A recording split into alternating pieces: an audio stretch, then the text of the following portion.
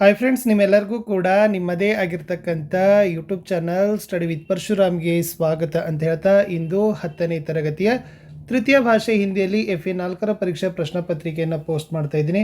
Already ಒಂದು question ಪೇಪರನ್ನು ಹಾಕಿದ್ದೀನಿ. ಇದು second set question paper important ಇದ್ದಾವೆ, ಚೆನ್ನಾಗಿ ಕವರ್ ಆಗ್ತದೆ ಅಂತ ಹೇಳ್ತಾ ಎಲ್ಲ ವಿಷಯದಲ್ಲಿ ವಿಡಿಯೋಗಳನ್ನ ಲೈನ್ ಅಪ್ ಮಾಡ್ತಾ ಇದ್ದೀವಿ.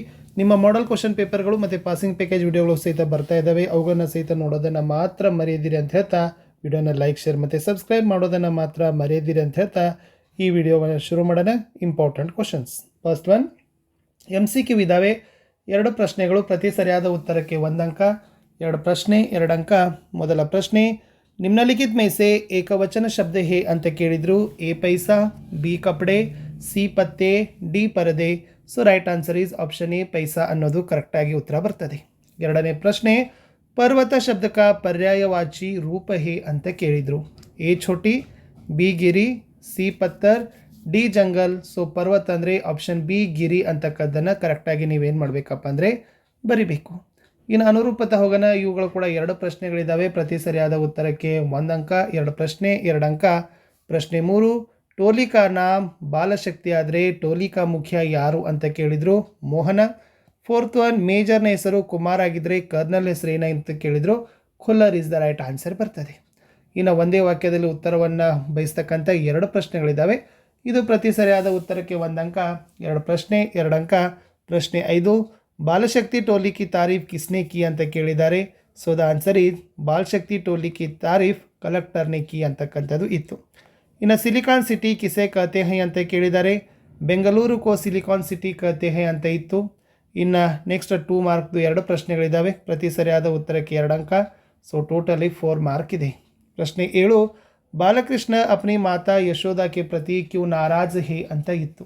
ಆನ್ಸರ್ ಈಸ್ ಯಶೋदा हमेशा कृष्ण को ही डांटती है और मारती है, भाई बलराम पर कभी गुस्सा नहीं करती, इस कारण बालकृष्ण अपनी माता यशोदा के प्रति नाराज है ಅಂತ ನೀವು ಬರೀಬಹುದು. ಪ್ರಶ್ನೆ 8, मीना मैडम ने अंत में बच्चों को क्या संदेश दिया ಅಂತ ಇತ್ತು.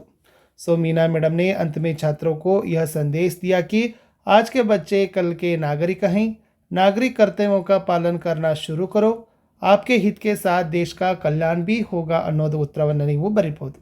ಅಥವಾ ಕ್ವಶನ್ ಕೇಳಿದ್ರು, ದೇಶ के प्रति हमारे कर्तव्यों को बारे में लिखिए ಅಂತ ಕೇಳಿದ್ದಾರೆ.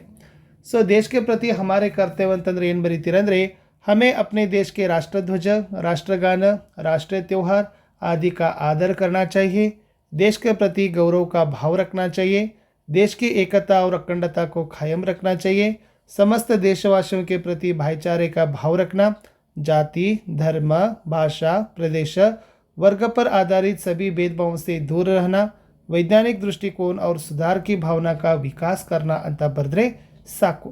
ಇನ್ನು ನಿಮಗೆ 3 ಮಾರ್ಕ್ಸ್ದು 2 ಕ್ವಶನ್ಸ್ ಇದ್ದಾವೆ. ಅದರಲ್ಲಿ 9ನೇ ಪ್ರಶ್ನೆ ಇತ್ತು, ಎವರೆಸ್ಟ್ ಕಿ ಚೋಟಿ ಪರ್ ಪहुंचकर बचेंद्र ने क्या किया ಅಂತ ಇದೆ. ಏನು ಆನ್ಸರ್ ಬರೀಬಹುದಂದರೆ, सबसे पहले फावड़े से बर्फ की खुदाई कर अपने आप को स्थिर किया, चोटी पर पहुंचने के बाद खड़े होने के लिए सुरक्षित जगह बना ली, सागर माते का चुंबन किया, हनुमान चालीसा और दुर्गा माता की पूजा की, अंगदोर्जी के सामने आदर भाव से झुकी ಅಂತಕ್ಕದ್ದನ್ನು ನೀವೇನು ಮಾಡಬೇಕಾಗಿತ್ತಪ್ಪ ಅಂದರೆ ಕಂಪ್ಲೀಟಾಗಿ ಬರೆದ್ರೆ ನಿಮಗೆ 3 ಅಂಕಗಳನ್ನು ಕೊಡ್ತಿದ್ರು. ಇನ್ನೂ ಒಂದು ಪ್ರಶ್ನೆ ಬರ್ತದೆ, 3 ಅಂಕಕ್ಕೆ ಕೇಳಿದ್ದಾರೆ. ಕರ್ನಾಟಕ ಕಿ ಶಿಲ್ಪಕಲಾ और ವಾಸ್ತುಕಲಾ ಕಾ ವರ್ಣನ್ ಕೀಜಿಯೆ ಅಂತ ಇದೆ.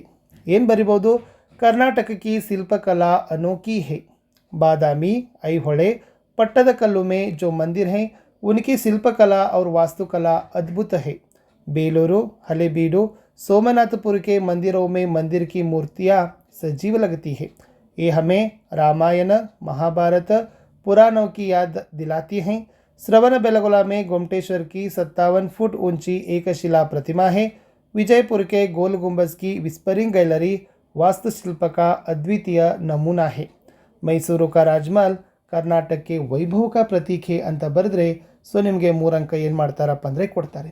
ಇನ್ನು ಪ್ರಶ್ನೆ ಪತ್ರಿಕೆಯಲ್ಲಿ ಲಾಸ್ಟ್ 4 ಸಾಲಕ್ಕೆ ಕಂಠಸ್ಥ ಪದ್ಯವನ್ನು ಕೊಟ್ಟಿತ್ತು. ಅದು ಬಂದುಬಿಟ್ಟು असफलताದಿಂದ ಹಿಡಿದು ಭಾಗವತಂವರೆಗೆ ಇತ್ತು. ಏನು ಬರಿಬೋದು, असफलता एक चुनौती है, इसे स्वीकार करो, क्या कमी रह गई देखो और सुधार करो, जब तक न सफल हो नींद चैन को त्यागो तुम, ಸಂಘರ್ಷ ಕಾ ಮೈದಾನ್ छोड़कर मत भागो तुम ಅಂತ ಬರೆದ್ರೆ ನಿಮ್ಮ ಆನ್ಸರ್ ಏನಾಗ್ತದಪ್ಪ ಅಂದರೆ ಕಂಪ್ಲೀಟ್ ಆಗ್ತದೆ. ಇಷ್ಟಿತ್ತು ಈ ವಿಡಿಯೋ ಅಂತ ಹೇಳ್ತಾ ವಿಡಿಯೋನ ಲೈಕ್ ಶೇರ್ ಮತ್ತು ಸಬ್ಸ್ಕ್ರೈಬ್ ಮಾಡೋದನ್ನು ಮಾತ್ರ ಮರೆಯದಿರಿ. ಸಿಗ್ತೀನಿ ಹೊಸ ವಿಡಿಯೋದಲ್ಲಿ. ಅಂಟಿಲ್ ಟೇಕ್ ಕೇರ್, ಬಾಯ್.